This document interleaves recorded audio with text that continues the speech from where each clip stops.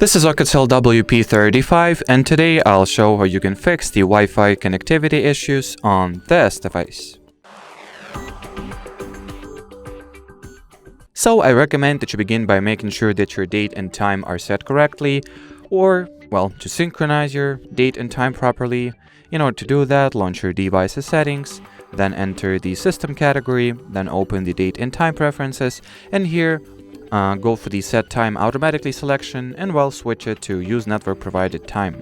And then, just to be extra sure, you can also switch on the automatic time zone feature.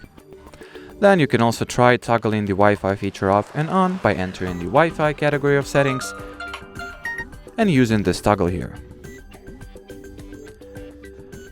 Or if your Wi-Fi connectivity problem is related to a single Wi-Fi network rather than to a Wi-Fi feature in general, you can try forgetting the network in question, like that, and then reconnect your device to the very same Wi-Fi network to see if it will get you anywhere. And the final troubleshooting step that I would try is to reset Wi-Fi settings. And in order to do that, return to the system category of settings, open the reset options, here select the reset Bluetooth and Wi-Fi, confirm by pressing the reset, and here you have it.